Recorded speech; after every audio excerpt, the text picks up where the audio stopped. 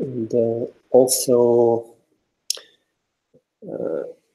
it's a good idea to mute your mic because the mic picks up the ambient sound in your space, and then it comes into the recording and it may affect it.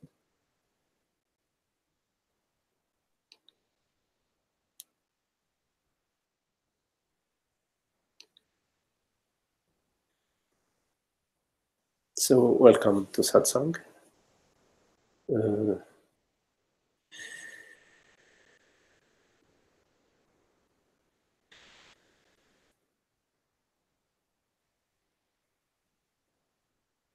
I believe that I titled this meeting, "What is Awakening? What is it that awakens?"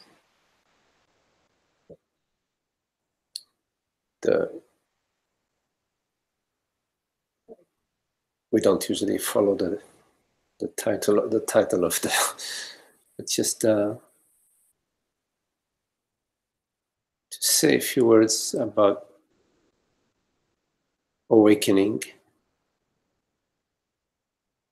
And of course, the words are not the thing, because any image that we have is just an image, which is okay, it's just an image. The image may be sort of a representation of something that is not an image. And so, of course, what we are more interested in is not so much the image,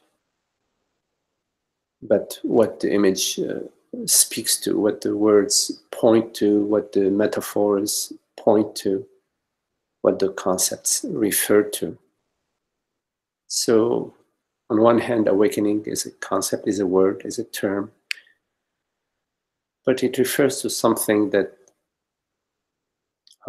we all are, but somehow we're still thinking about it.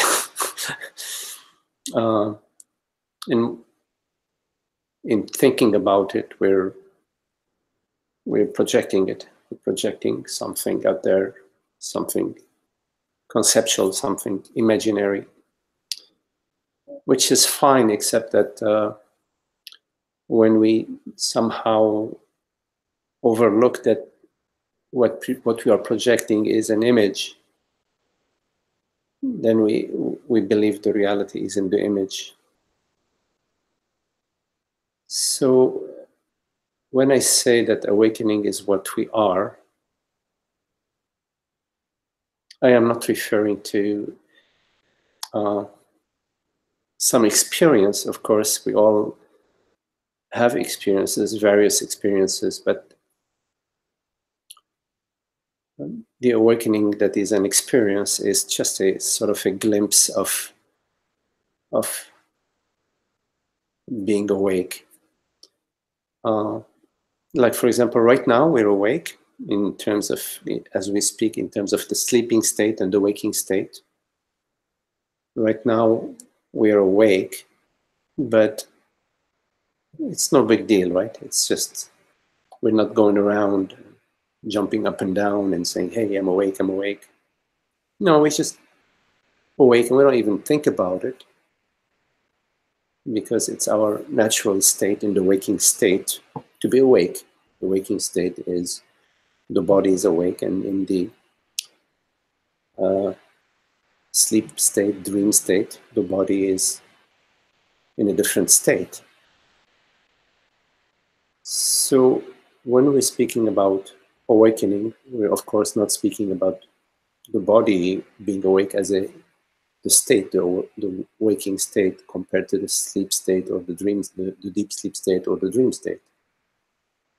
We're speaking about something that is not, that cannot be captured in words. So one way in which, Francis Lucille often speaks about that is about the reality that perceives, the reality of consciousness. So awakening is a recognition that the I refers to universal consciousness. It's a recognition that sort of is recognized at many different levels. It's recognized at the mental level. In other words, you sort of understand it. And it's also recognized in your experience, where you experience that you are this consciousness, but you still feel a sense of limitation, a sense of person. Simultaneously as being consciousness, you're also a person. And of course, there is also the being consciousness and as your ongoing experience. So when you are sleeping and you wake up, there is a certain period of time between the sleep and the waking where you're sort of kind of sleeping and kind of waking up. It's as if the body is still not deciding whether to move into the waking state or just to stay in the sleeping state. So there is a sort of like it's a very simple metaphor, of course, but there is a back and forth between being asleep and being awake. But at some point you get up and you move, transition into the waking state. It may take a few minutes, it may take an hour, whatever. It depends on various body minds. But sooner or later you are in the waking state, and it's nothing special. It's just what is. So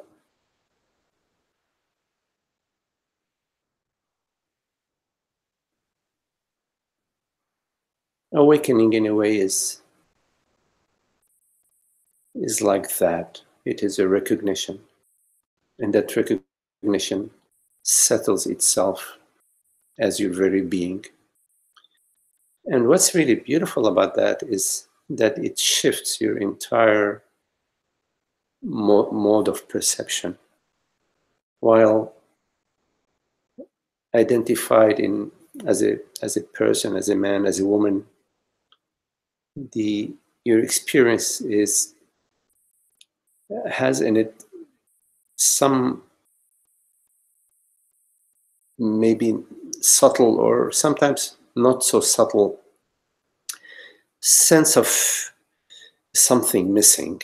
This is something that's sort of you're looking for, something that you're trying to settle, trying to solve. And it can take many forms. It could be like problems with situations in your life, situations with work, situations in relationships, situations with your body. There's some concern, and in your experience as a person, you can't really make your way around those concerns. They can change in shape and form, but they're still there in one way or the other. And there is in your contemplation, in your knowingness, in yourself, knowing yourself as consciousness, as that establishes itself, that those concerns that are part of your thinking, part of your feeling, they sort of become less and less intense and less frequent. And you find yourself as you are. As you are, meaning as the peace, as the transparency, as the bliss of the self, as the natural beingness of being, which we all are, knowingly or unknowingly. Is also the question, what is it that awakens? In awakening, there is no body that awakens. You probably have often heard that. And what does it mean? It means that in fact, in reality, in truth, when you look for that someone, the experiencer or the knower, you will not find a separate self. You will not find a me. You will not find a person. You may find thoughts about yourself as a man, as a woman, as a great father, a great mother, great son, whatever, a great scientist. You may find thoughts and images. But these thoughts and images, they refer to a me. But when you look for that me within those thoughts and images, you don't find a me. You only find the concepts, you only find the words, you only find, you don't find that somebody. So like in your very experience right now, if you look for the personal doer, person, you will only find thoughts and images. You will not actually find a person. You've got to look into that for yourself to see that I'm not just sharing some ideas with you, that I'm speaking, well, to my experience, but we are one. So in a way, when you look, you will find the same. You will find the same place, the same understanding. So in terms of what is it that awakens, given there is no separate person, there is no actual person outside of thoughts and images, then it makes no sense to be speaking about somebody that awakens. Awakening refers to itself. It's more like a recognition that our experience is seamless. It's not as we imagine it to be from the personal self perspective. It's not divided between a subject and an object.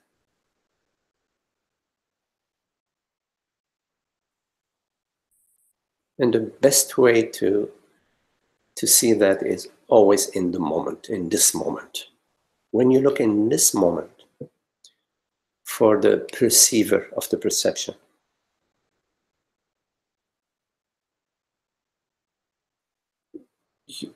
you will just find the perception. You will not find a perceiver outside of the perception. The perceiver and the perception and the perceived are one. In language, we divide that into perceiver, perceived, and perception. But in our experience, they are one. So in our experience, it's not I am perceiving you or I'm perceiving the tree. The experience is silent. Silent is a silence. And then as an afterthought,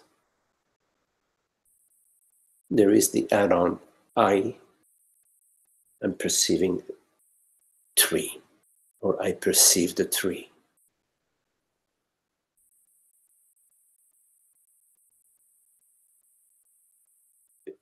When you look at your daily life, you will find that throughout your life there are all things happening.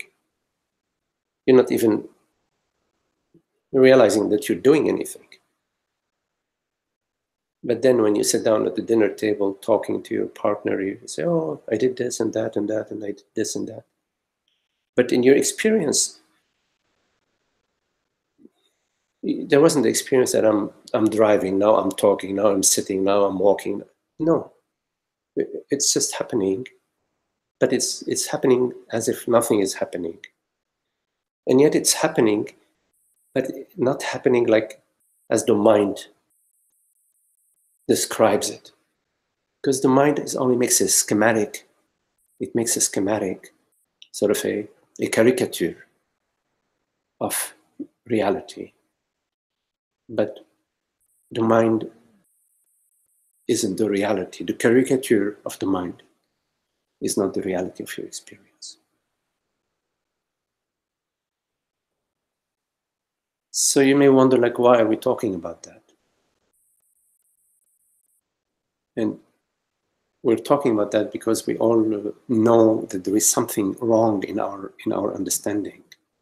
There is something off in the way we are living. You can see it in the world, how things are unfolding in your personal life, in your body, in your mind. Something wrong. It's not something off.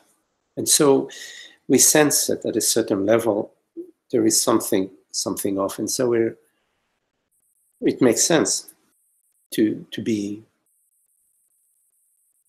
looking and wondering and exploring that.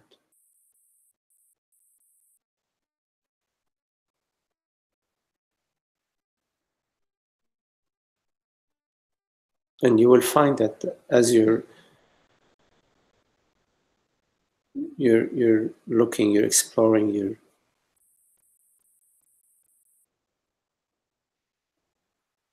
contemplating your experience, pondering about what is the reality of things, you will find that there will be certain shifts within your life, within yourself and within your life. There's some more light and more peace, more tranquility. It's not that that's what we are seeking, it's just that's what happens. The mind is less conflicted. And of course, the body is not separate. It's sort of also relaxes and rejoices in that.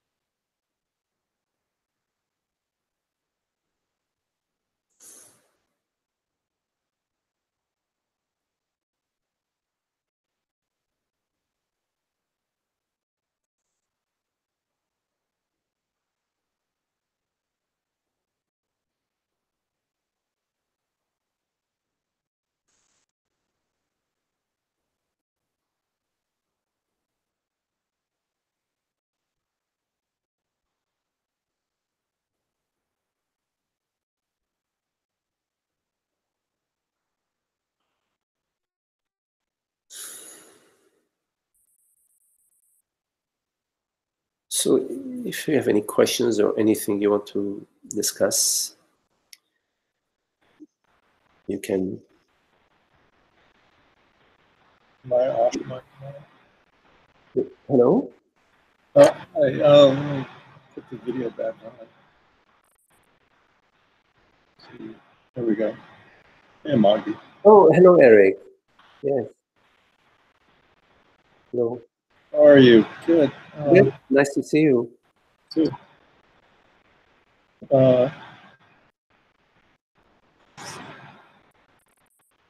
Today I had a very interesting dialogue. Can you hear me okay? Yes, I do hear you okay. Okay. I had a very interesting dialogue, and it relates to what the topic here is that we're discussing. A dialogue with this fellow in Australia. He had run across my writings about non-duality and what's called three principles psychology, which is a spiritual. What is it called? Three principles psychology. It's Okay. a spiritual psychology movement that started in the 70s. Okay. And it's spread quite a bit now. People are practitioners and being life coaches and so forth. Okay. This fellow is a hypnotherapist and took some courses with this. And it was started by someone who had had a tremendous realization, and a non-dual realization, a mystical insight, whatever you want to call it. And right.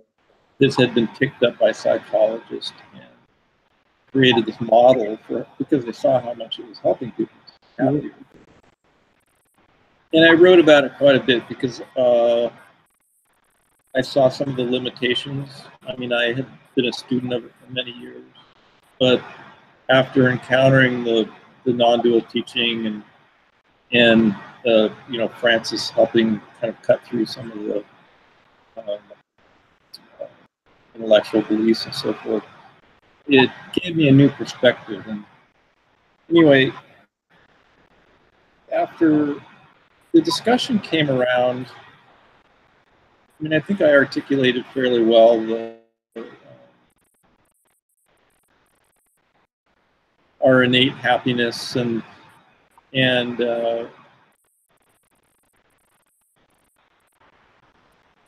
the question came around that, and I've heard this before, of, well, isn't this viewpoint selfish? You know, the Advaita or the non-dual, because I was saying, well,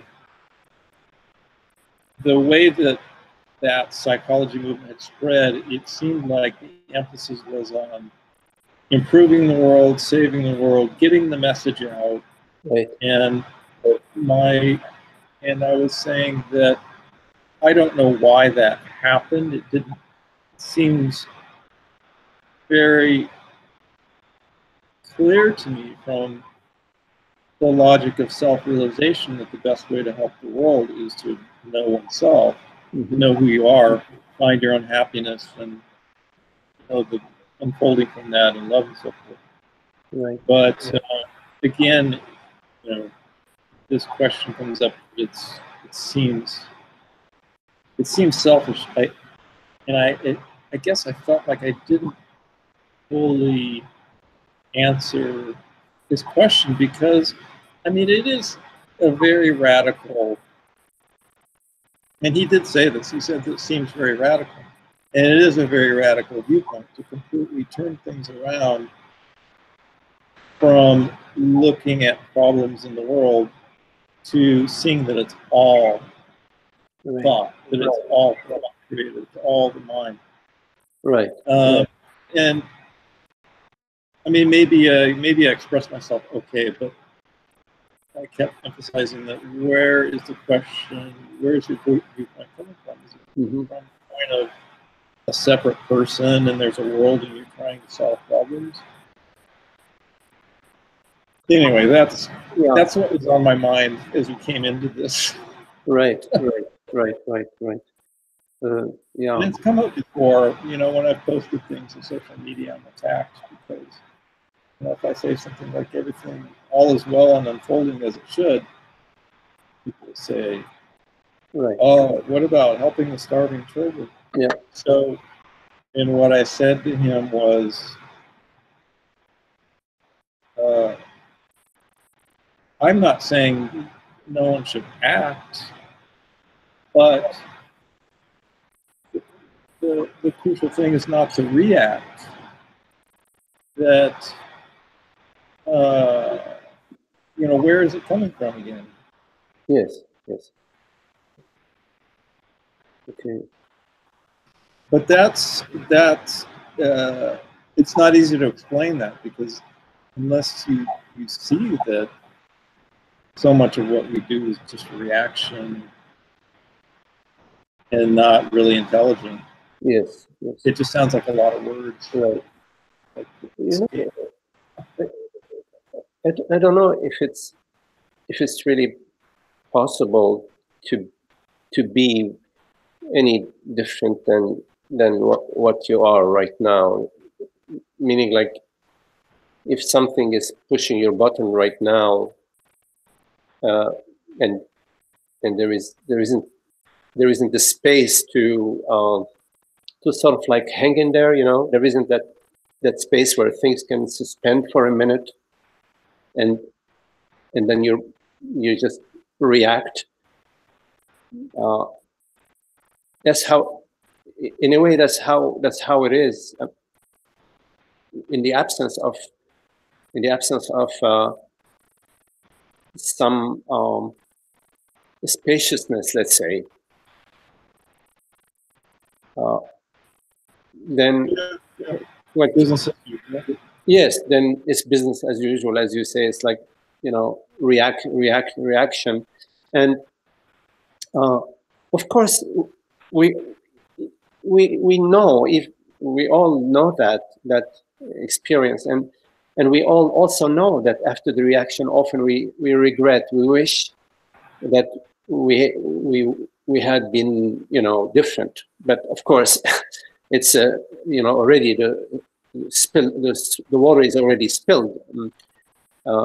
So we yes, but we all would like to have an experience of the peace, you know, of, okay, somebody says something and we're able to somehow, we don't take it as a personal insult.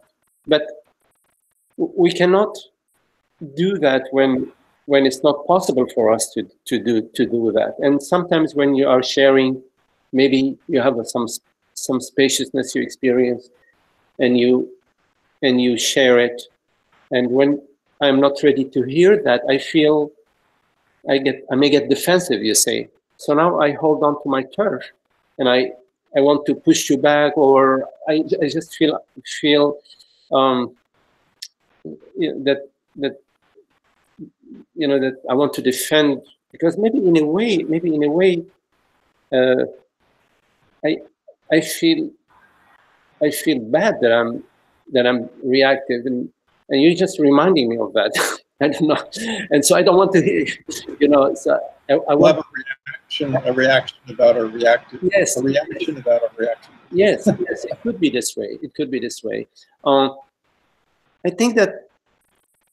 Yeah. I don't think that's what was happening. I don't think that's what was happening in this case. Yeah. No. It brings up an interesting topic that I've been pondering, and it is how much of residual reactions we have in different people's paths. Will,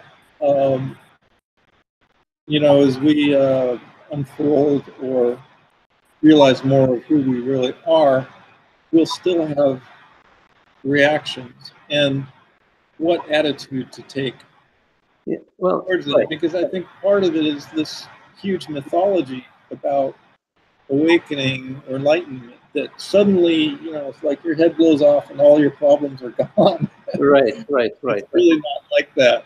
Yeah. When the way I look at when reactions, you know, arise, is to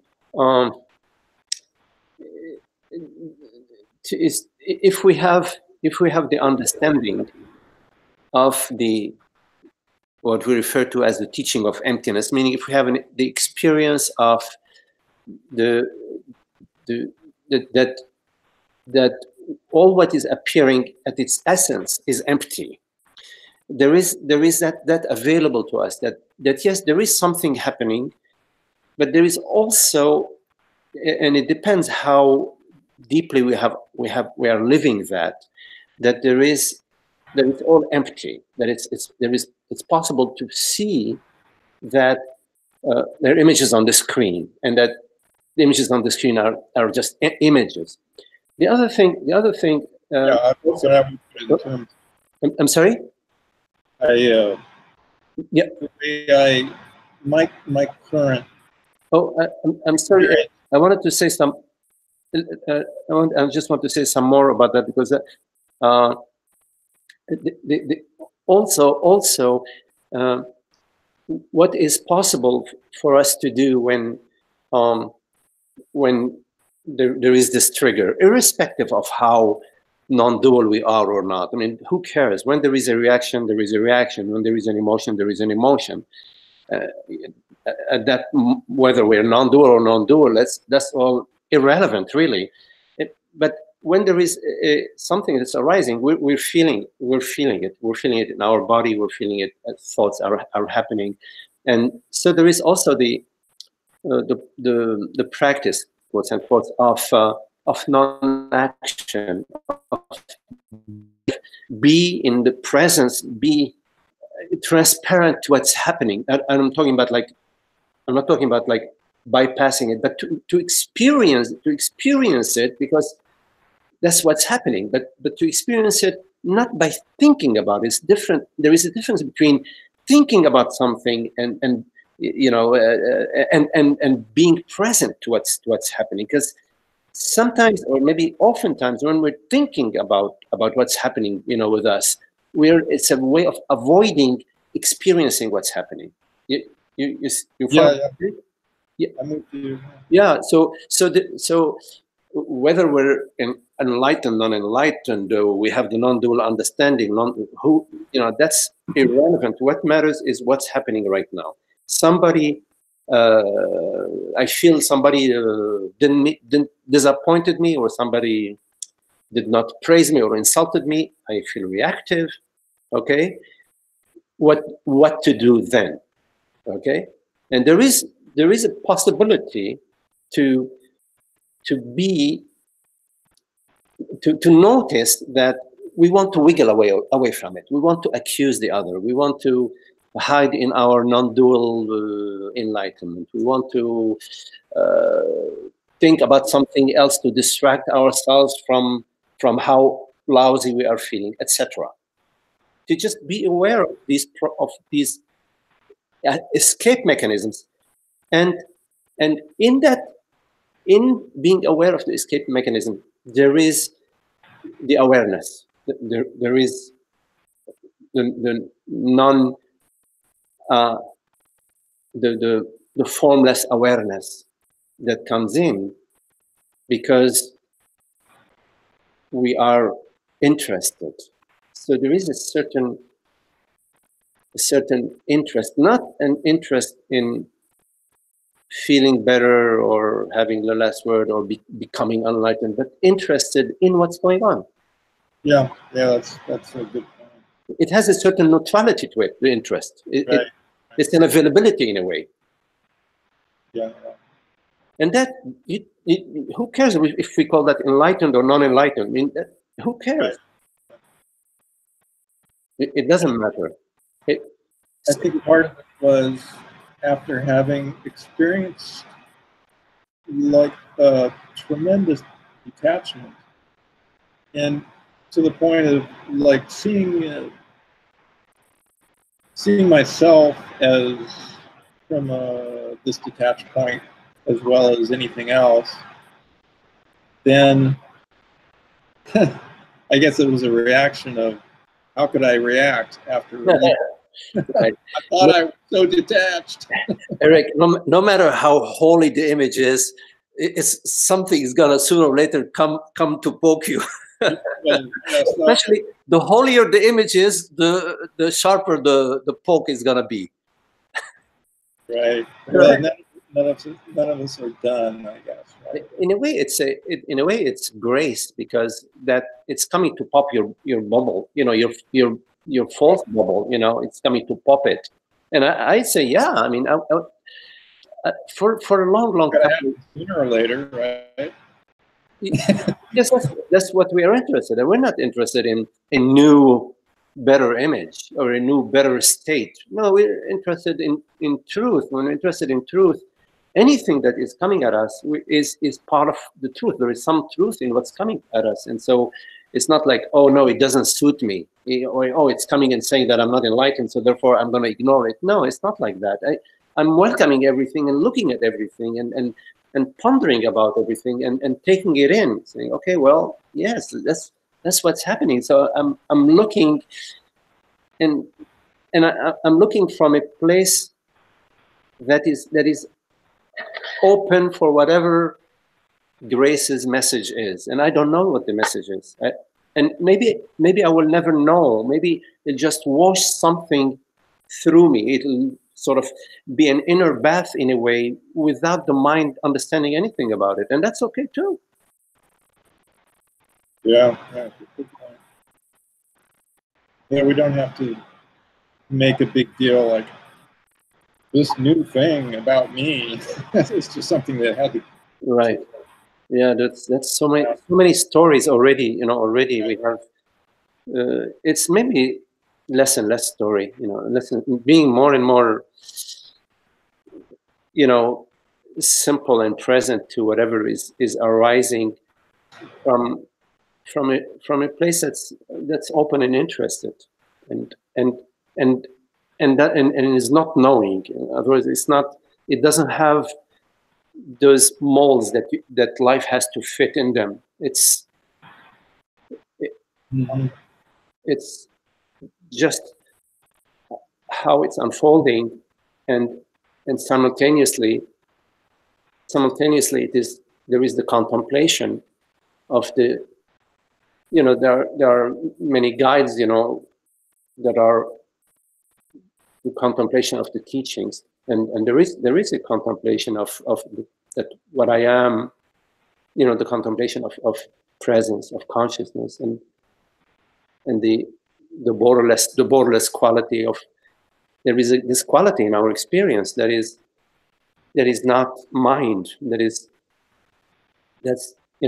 borderless awareness, and it's not personal. It doesn't have like a name like Magdi or Eric or wow, a great Magdi or great. It doesn't have that. It's so impersonal. It's that you could say it belongs to the entire cosmos. Yeah. It really makes any of the reactions seem totally unimportant. Yeah. Ultimately. Yeah, and also like when we get into the reactions, it's it's some bumps, and it's okay, because there is a learning somehow in everything that's unfolding, and the learning is available because we're interested, and also like one way of looking at the bumps in our life and the reactions in our life is that even those that they're impersonal, even what seems to be a personal reaction is more universal than personal, because in fact we're all interconnected. How could I ever get upset without somebody insulting me? So there is a relationship, there is a connection between the insulter and the insulted. There is a relationship, and so there is a connection. So it's not my ignorance, it is, or my reactivity, or my personal self, or my enlightenment. It's not. It's interconnected, and in everything, even in breathing, our breath is interconnected to everybody else's breath. The gravity, we're all interconnected via gravity. So there is. When we contemplate these things, we realize that the concept of a personal experience is so narrow. It doesn't. It's not true to how things are. That's true. Yeah. I mean, one way is there's a couple of ways to express that. For example, once that reaction is passed and it's been contextualized, it's like you can look in the rearview mirror and express it, and other people will say, "Oh yes." It's there's no special problems. They belong to, even, although they're not real. They belong to all of us in a sense. Yes.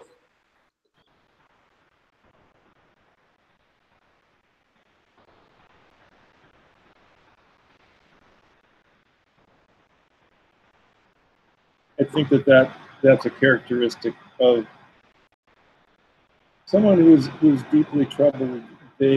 Or in the throes of addiction, they feel that it's very unique to them. No one understands their problem. Yes. And at some point when they come out of it, they go, "Oh my God, everyone's the same." Right. Yeah. Of course, we're all.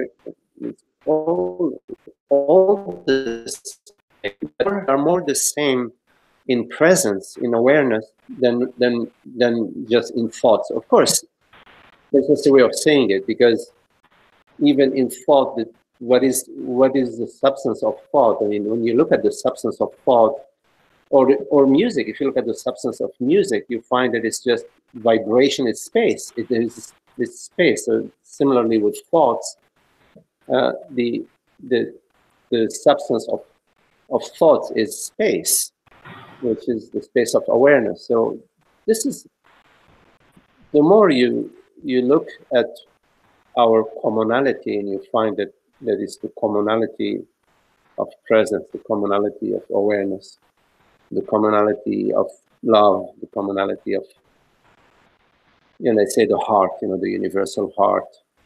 And the thoughts, they're like the weather, you see, like the weather in Australia right now may be different than the weather here in Virginia. But if you go out in space and you look at the planet Earth, it's one weather in a way. But from the point of view from Australia, it's a different, it's one type of weather. In China, different type of weather, etc. From the narrow mind point of view, the limited, the specific, it appears different, but what it appears into, what it appears to, is more global, more universal, because it includes everything. Your perception, my perception, everybody's perception is included. That's a nice metaphor. By the way, I'm in Southern California. Oh, sorry. I was talking to someone in Australia. Oh, okay. I am hearing you with a little bit of background noise, so my hearing is not very, very clear. So, but overall, it's okay. Okay. Thank you. That was a nice reflection. Yeah. Good. Nice talking to you, Ray.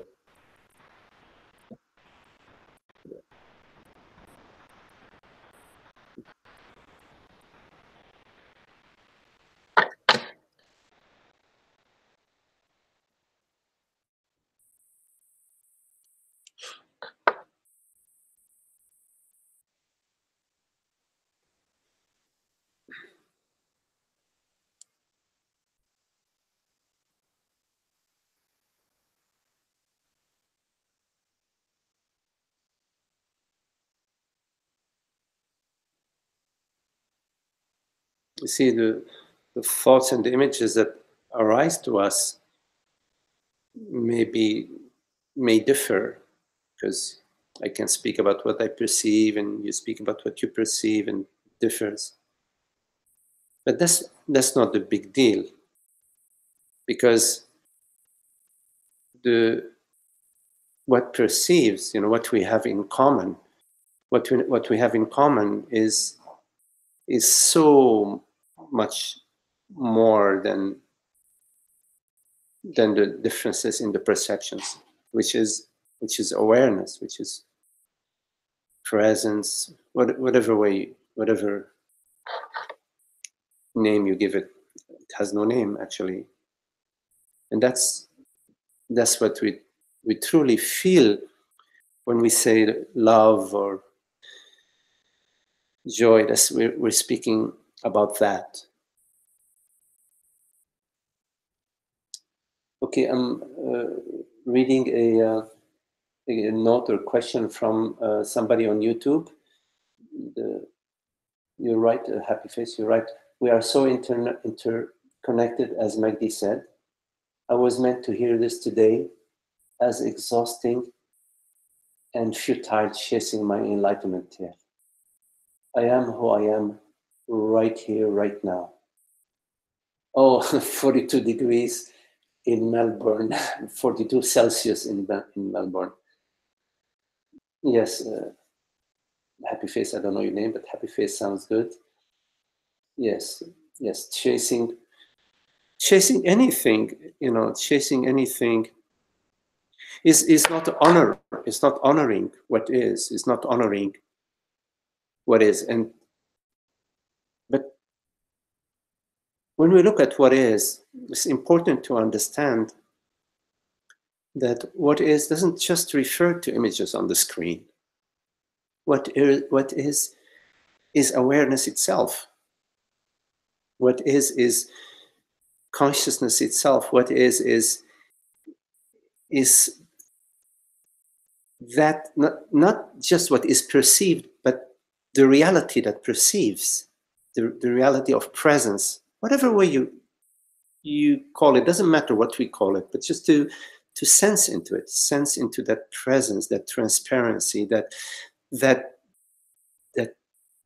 beingness where you and I are one. There isn't a you and an I, in fact. Where it's because this presence, that what truly is, this awareness, has no shape or form, has no place where it starts and ends. So, and it is one. This is what I as you is, and what you as I is.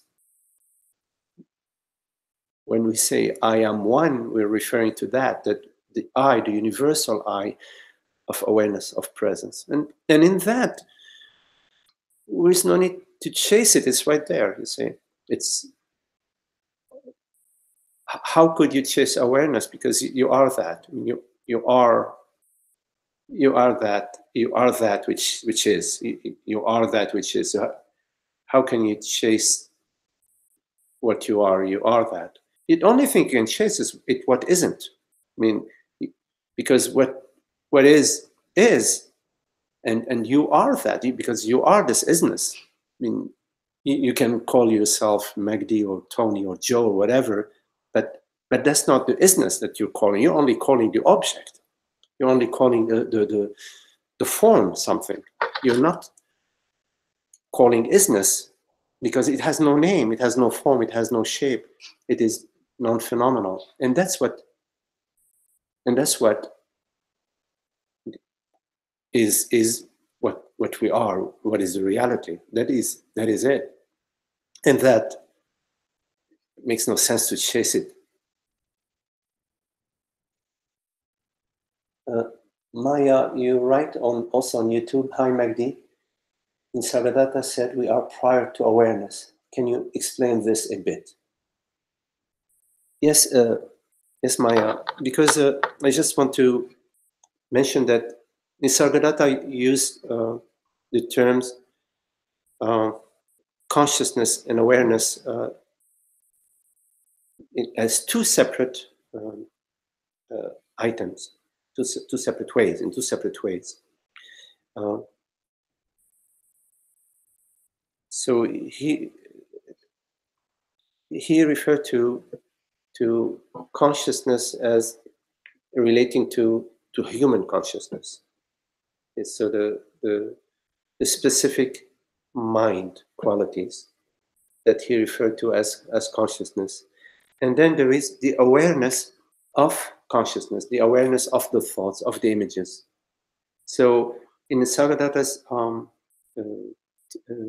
teachings, he refers to there is an awareness of consciousness, and what we are is prior to consciousness, prior to awareness, of course, also prior to consciousness. We are prior to consciousness because awareness is prior to consciousness, and we are prior to awareness. This is what he said in his quote, that we are prior to awareness. What does that mean?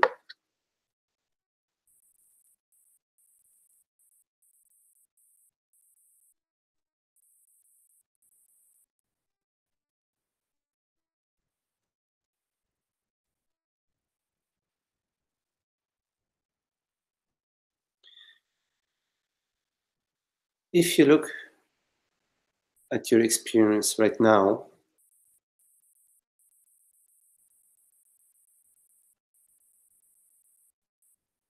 you may find that prior to the perception, prior to the thought, there is silence. There is stillness. there is a transparency.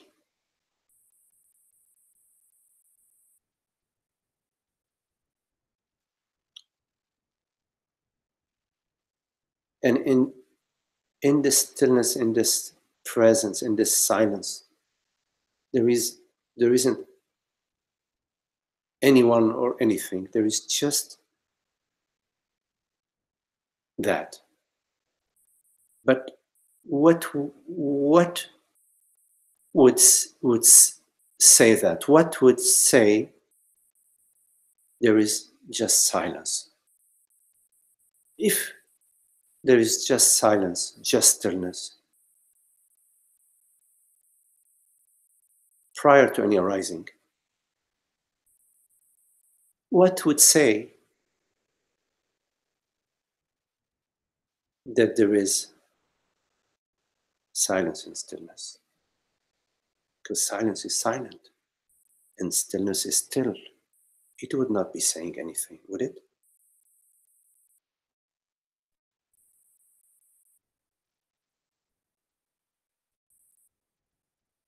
And yet, the sages speak of the silence and the stillness that is beyond the mind.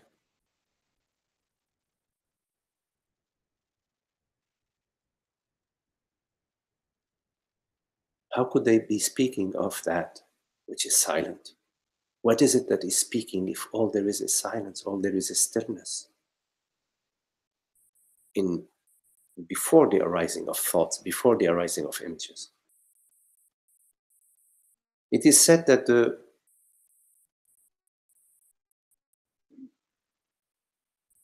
our deepest understanding, let's say, or the ultimate understanding, is a silent understanding there are no words to it. So ultimately, using words, the sages are speaking of that which is beyond words. And it cannot be explained. How could that which precedes everything, which precedes awareness, be explained?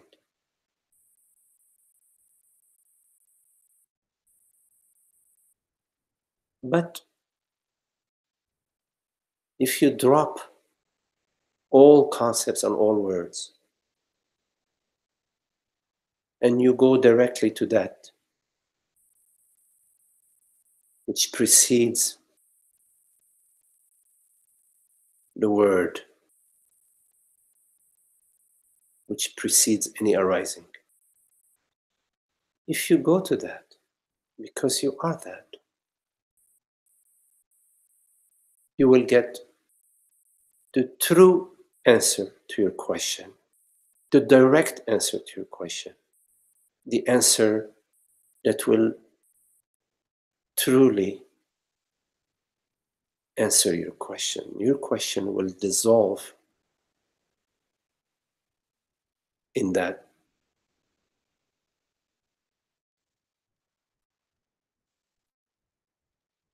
So before the word is the silence. And it's not just the silence of the mind or the silence of the mouth.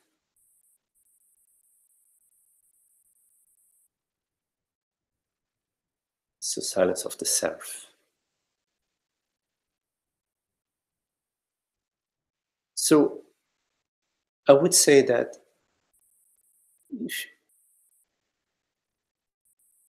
when awareness is completely absent of any sense of self and of any sense of other and of any sense of a world or a body or a mind,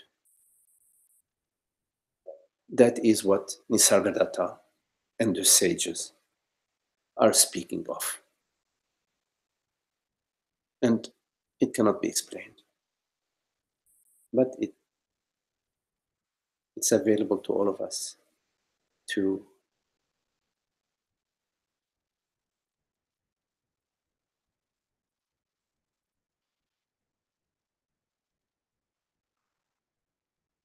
to realize.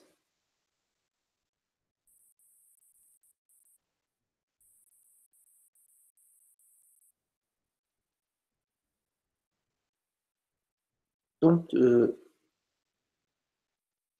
complicate the teaching. Keep it simple. Find the teaching that is the simplest, that resonates. Not the one that satisfies your feelings, but the one that resonates deeply within you. And that also, it interests your mind, but it appeases it at the same time. It's interesting it and it's appeasing it simultaneously.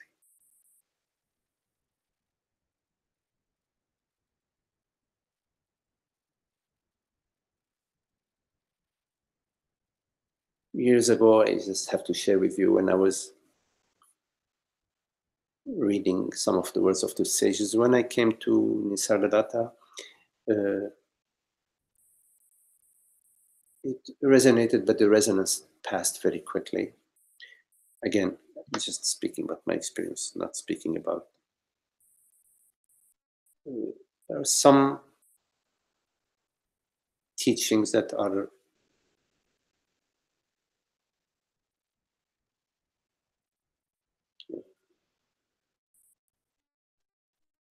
that speak to you, that in their simplicity, in their harmony, in their grace. And of course, all the sages are speaking about the same thing, which is not a thing. You can call it the reality of the self. You can call it love. You can call it truth. You can call it that which is beyond the mind. You can call it the unborn, the undifferentiated self.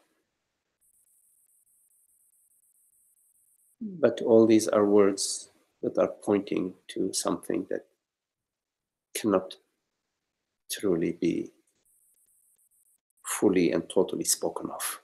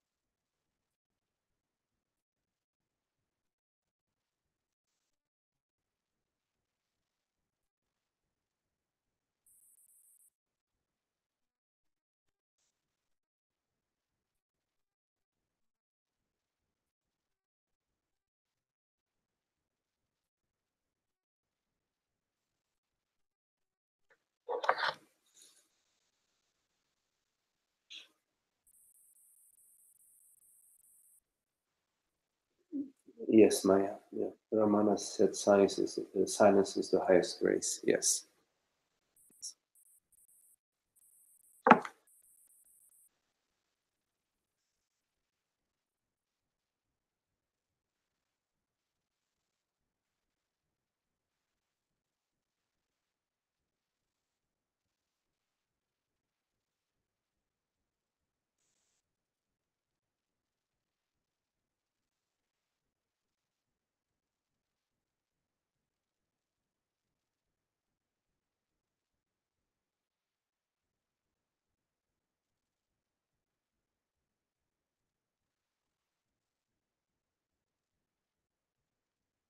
Any questions?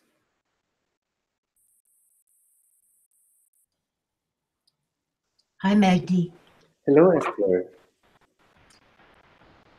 You know, in your talks, particularly on the theme today on awakening, you often say to remain not knowing, and I always assume that means the quiet mind. Would you talk more about not knowing? just whatever comes.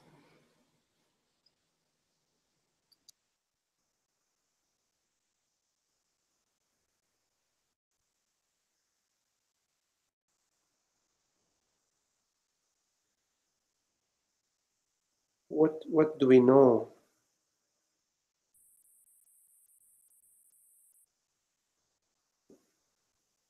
And what is it? What is it to know? To know.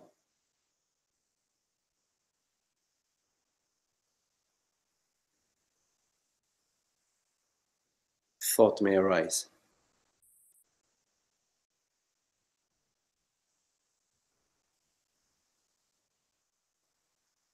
And then maybe another thought may arise. I know.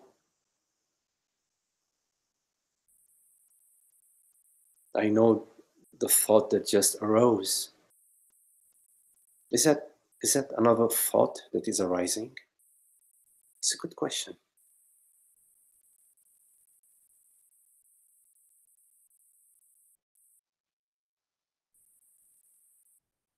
Is there a subject that knows an object in knowing?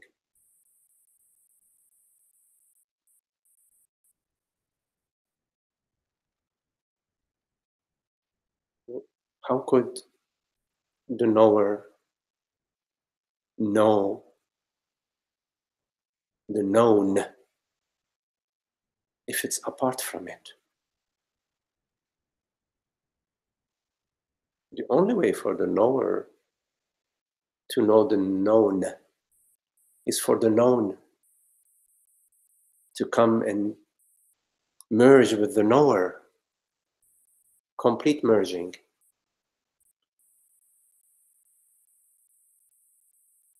And this complete merging would be referred to as knowing.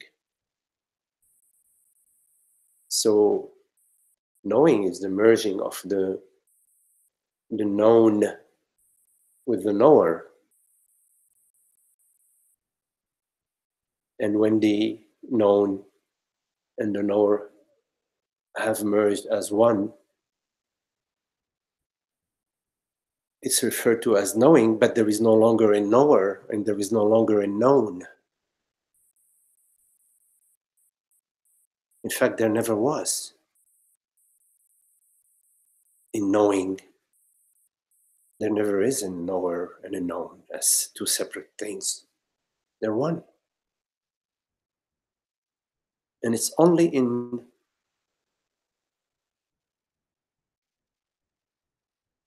imagination that there is a knower looking for the known, finding the known, and knowing it.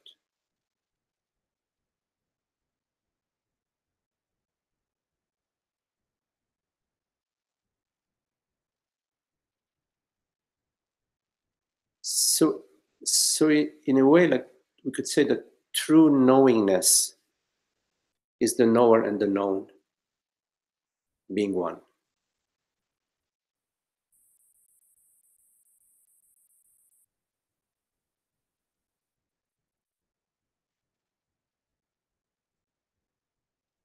And it's a form of absence of a knower and of a known. All what remains is knowing, but without an object and without a subject.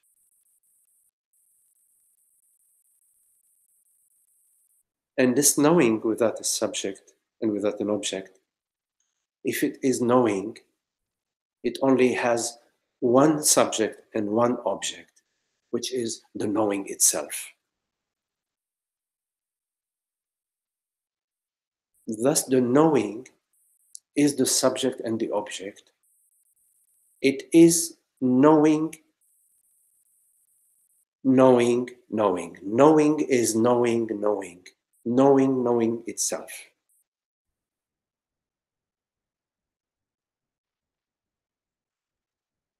And that is not knowing.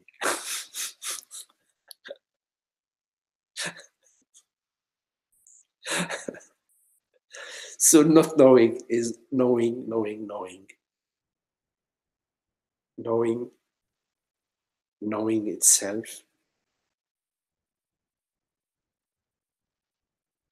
And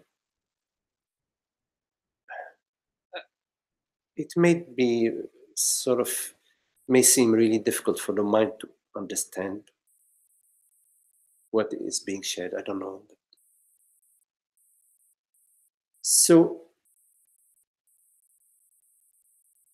there is a quality where we're constantly looking for something.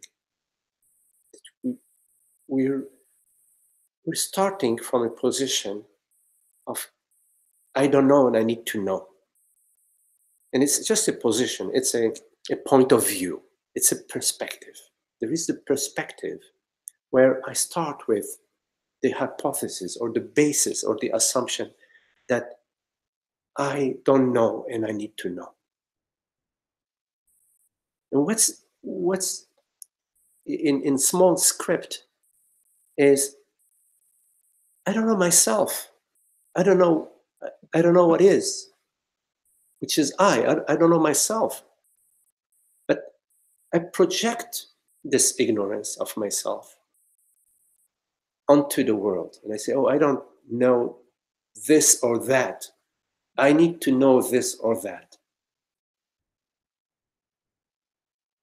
And I know I need to know this or that in order to be happy, in order to get the answer, in order to be content. But in fact, I am not looking for this or that because I don't give a hoot about this or that. I just want to know myself.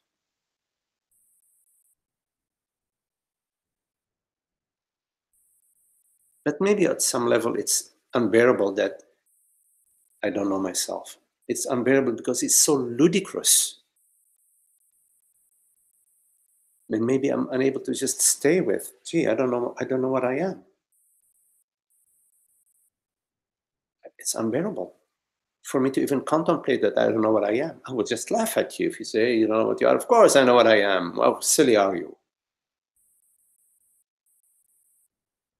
But in fact, you're pointing your finger at a sore point by saying, hey, you don't know who you are or what you are. But I cannot accept you pointing your finger at the sore point. I'm just going to deny you. And instead I will say, well, I don't know what's going to happen tomorrow. I don't know this or that. I don't know who's going to win the game. I don't know who's going to be the next president. So I'm projecting my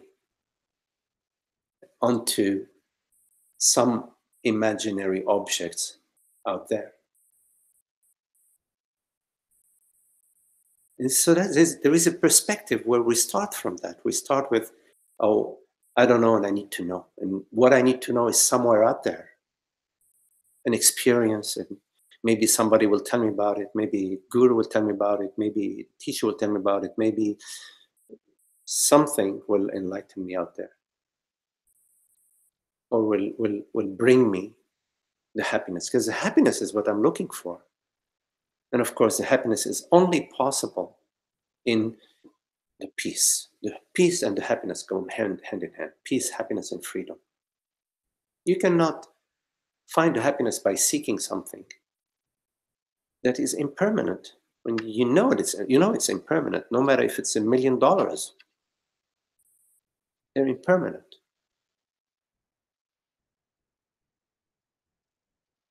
We're seeking happiness, and it's right here in self-knowingness. But instead, when we seek an object, we seek a form out there, and therefore we maintain the sense of lack. This is why we say, at some point we get we give up on this chasing enlightenment. Because we've objectified enlightenment. We've objectified enlightenment in a guru, we've objectified enlightenment in some experience in the future or some experience we had in the past that we would like to have again.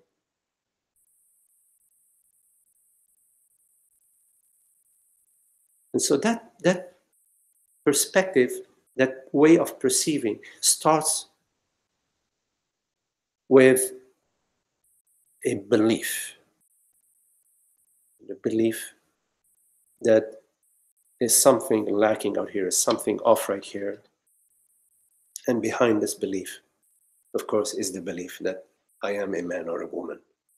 I am this person, I am the body, mind, in time and space. I am born and I'm living in time and space. And as soon as there is that number one assumption that I'm born, I'm in time and space, then the next position is, I don't know. There's something I don't know. I need to know. And so we enter the world of knowledge, objective knowledge, phenomenal knowledge. We're seeking knowledge phenomenally. And not knowing refers to the futility, to the emptiness of phenomenal knowledge. Because phenomenal knowledge is all mind. There isn't any real knowledge in phenomenal knowledge. The only revelation you arrive to in the phenomenal knowledge, which scientists eventually will arrive to, and we all eventually will arrive to, is that there is no external knowledge. There is no matter. There are no objects in time and space.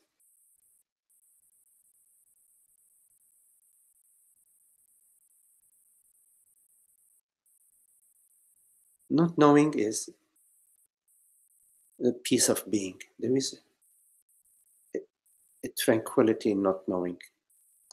For example, in your deep sleep,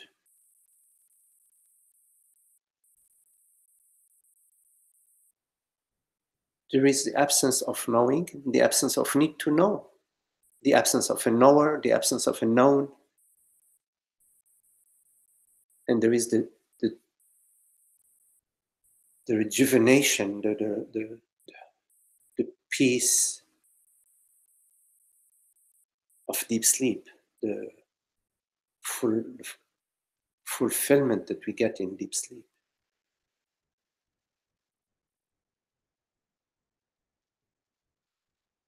So one could say, like, the not knowing mind, using that word, not knowing mind, is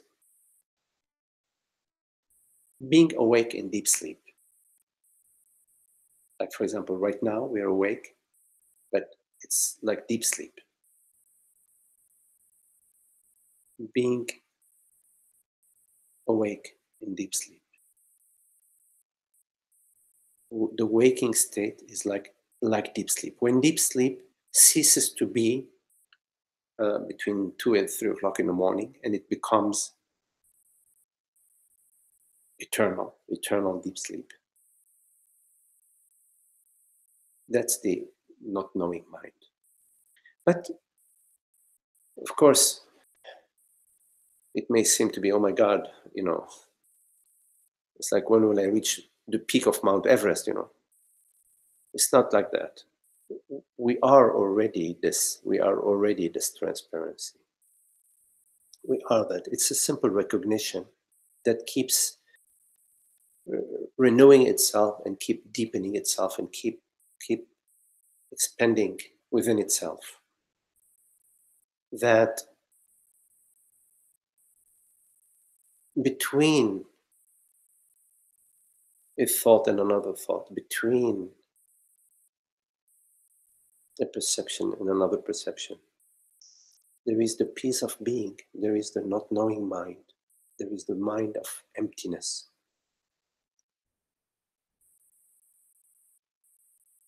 And this contemplation of this mind of emptiness between a thought and another thought, when you contemplate that, you will come to realize that this space of emptiness also permeates thought. It's not just between two thoughts. It also permeates all thoughts, permeates your experience, permeates all perceptions. There is that space of stillness, that not knowing mind within everything as everything. Everything that appears is this not knowing mind, is this transparency.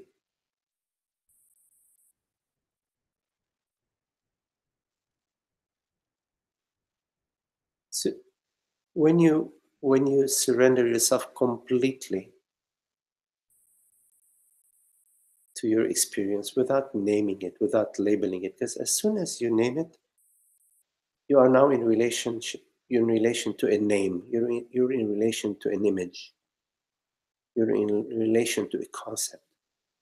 When you go deeply into your experience without naming it, without thinking about it, without recollecting it, without making an image out of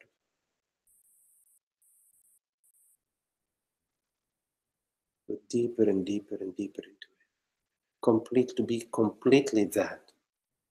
For that to be completely thou.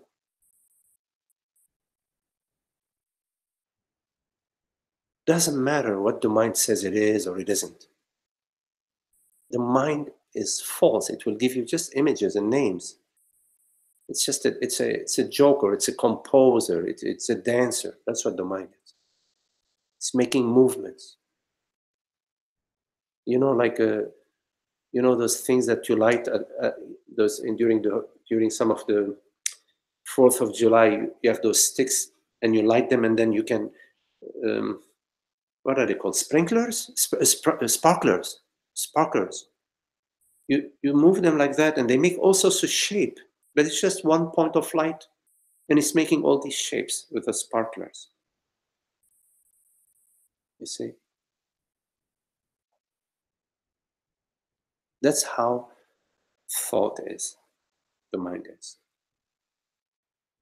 It needs to constantly be moving to make some shapes and to make some forms. But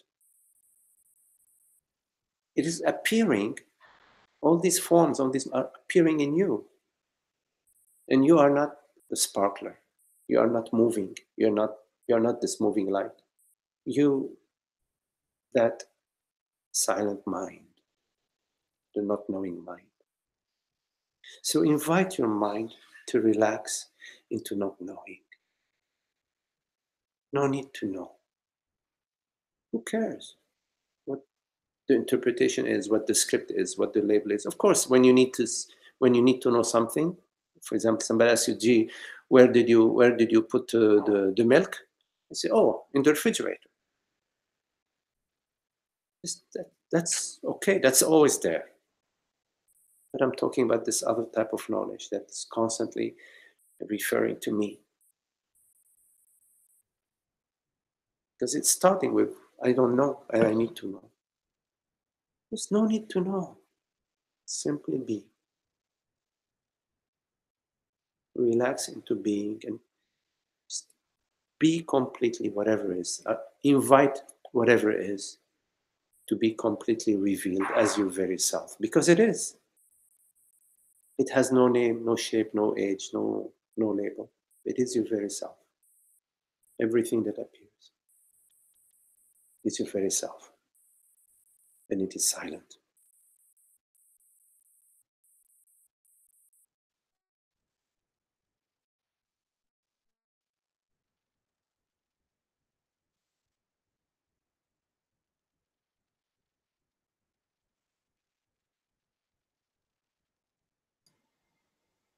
Thanks so much, Magdi. I resonate. Thank you. Okay.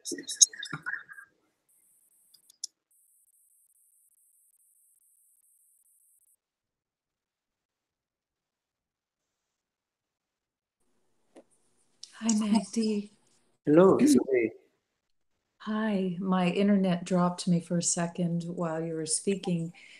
So you may have already mentioned this, but what I was contemplating when you were speaking about this not knowing mind is, just that absolute peace and ease of the knowing versus the complete tension and fear that springs from the imaginary not knowing, and just um, that complete contrast that this imaginary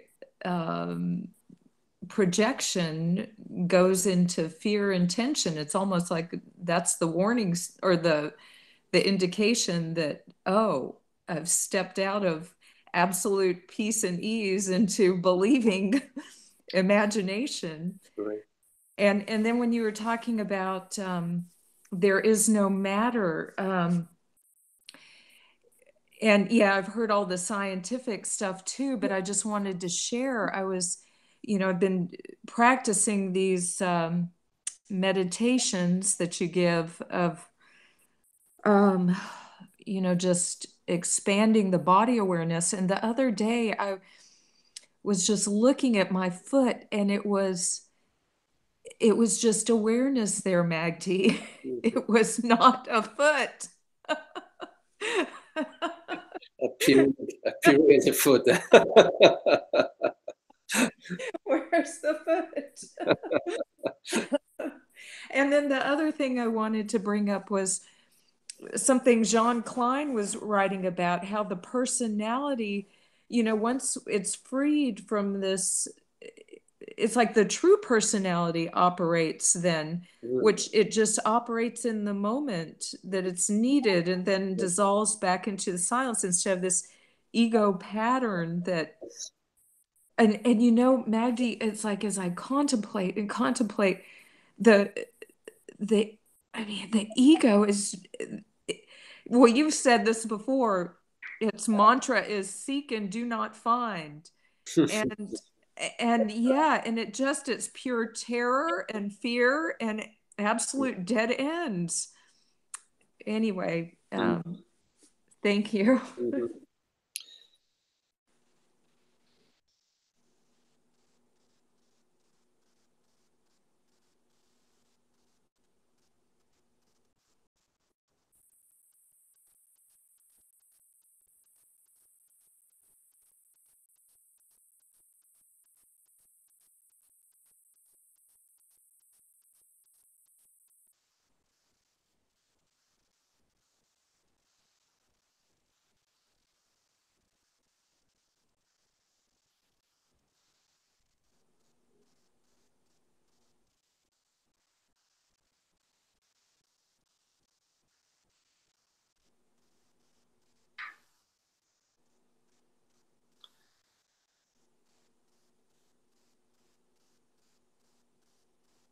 Yeah, when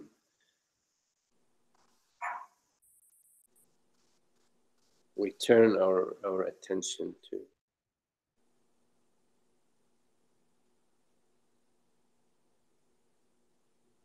God, we see with the eyes of God.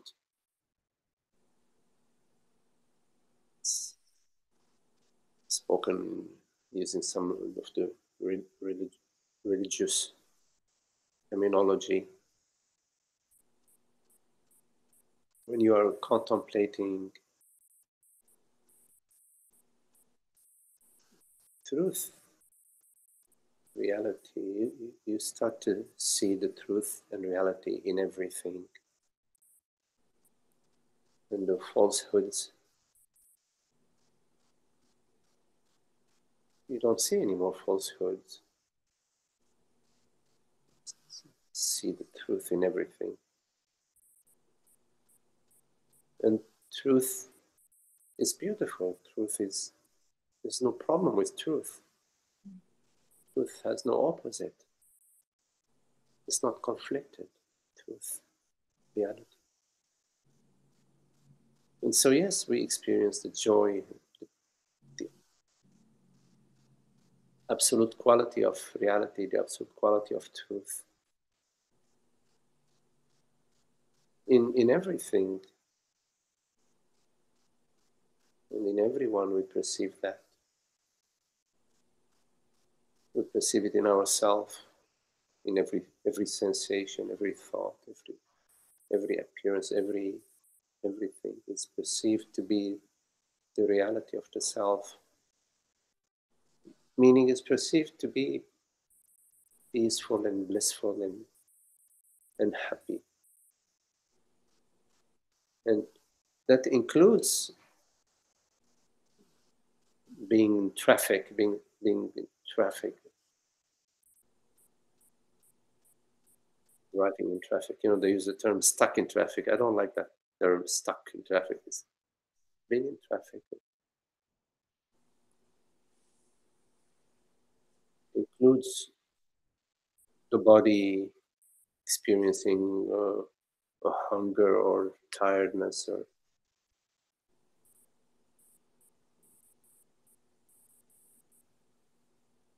but eventually we realize that the thoughts that are projecting an external reality, we start to see through that. Thoughts are projecting happiness out there when we have the right relationship or when we have, I don't know, the right situation or when we achieve enlightenment or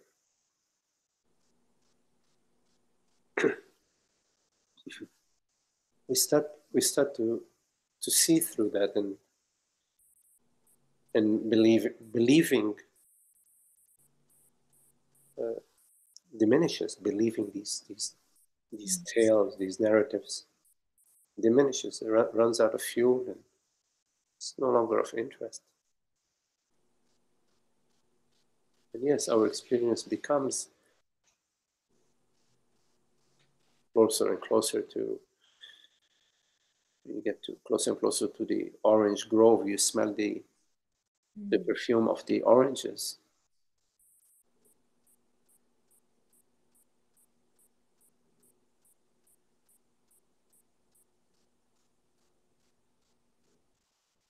And everything is magical.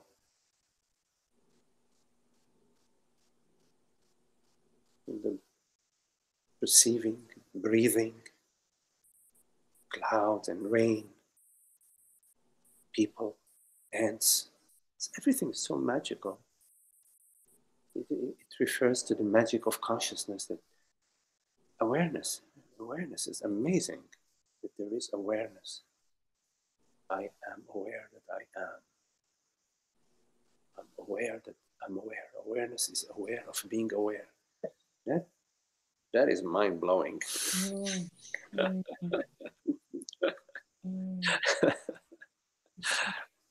mind-blowing. It's just such wonder, such wonder. How the light shines on the earth, on people's faces, it shines through the clouds.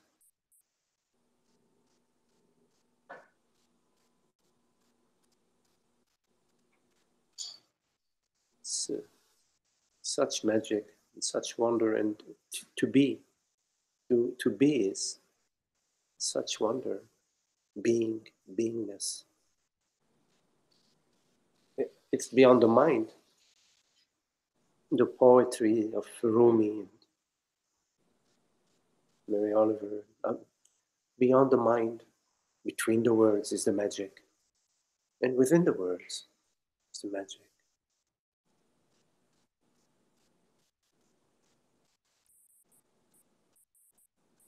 And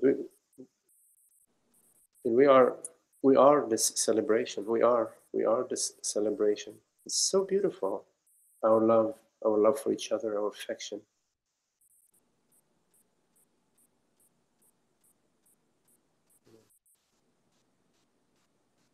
It's sourced in that. It's, you know, the love that we share is sourced in the universal love. It's sourced in the love that is, which has no limits, no boundaries to it.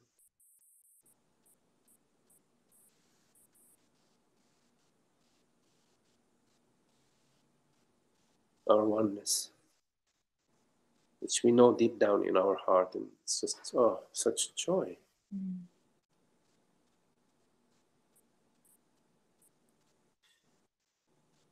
And of course, like they say, we recognize it. There is a journey, and sometimes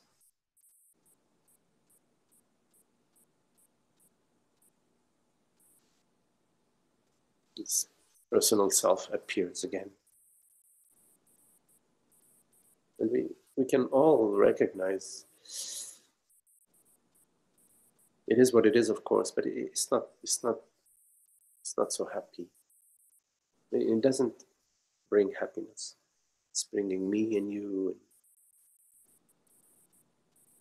It never brings happiness. That's Right. the amazing thing. Yeah, because it comes with a bag full of conditions. Yeah. We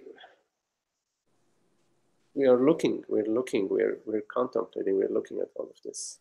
You see, that's what's beautiful. We're looking at this. We're looking at the human condition.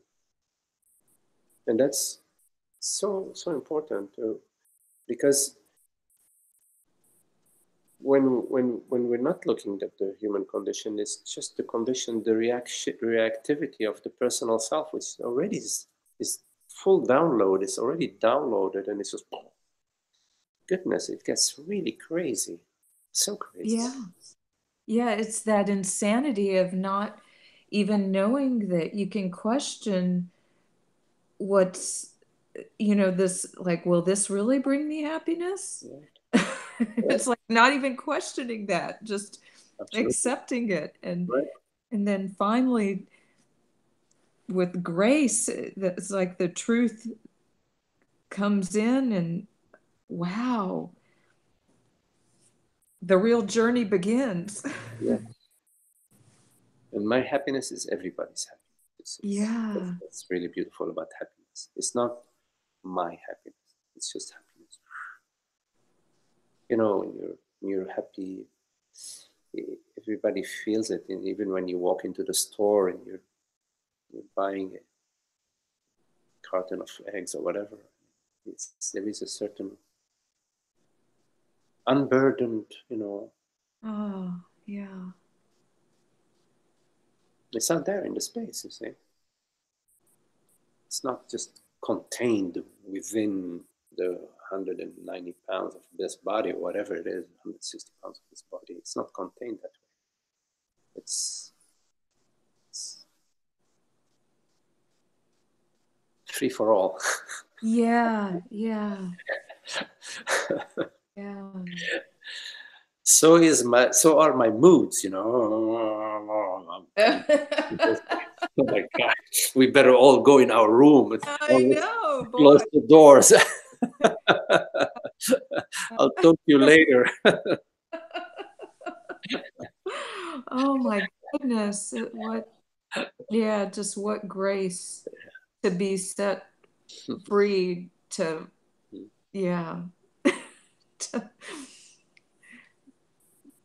to be given a glimpse of this and to walk the path. Yes.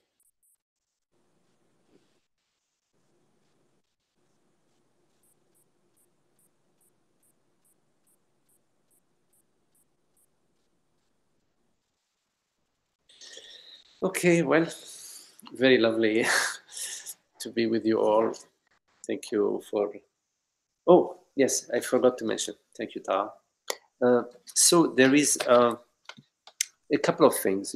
If you don't know, there is a meetup group that if you have not joined the meetup group, whenever you want to receive announcements, I make the announcements on the meetup group. So if you go to meetup and you key in non-duality and my name, Magdi Badawi, you can join the meetup group for whatever notice there are. Also, we have finally decided on the dates for the Costa Rica retreat with our friends in Costa Rica. It's in April 6th. The retreat starts April 6th on Saturday and ends on April 11th. on Thursday. So it starts Saturday morning, April 6th, and ends April 11. It's a 6-day retreat. The cost is $450 for the retreat, which does not include accommodations. Accommodations are $40 a night, which includes accommodations and meals, by the way, it's $40 a night. It is all announced on the meetup page, and also I did a post on the Facebook, on my Facebook, for the retreat. And if you can let us know if you are joining the retreat. I think March, was it March 1st, I believe, so that we can make the arrangements and also work out, all the finances of the retreat. Okay, voila. Thank you all. And namaste, very lovely to be with you. Okay, thank you.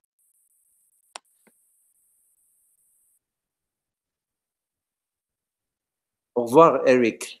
Vous parlez français un peu, hein?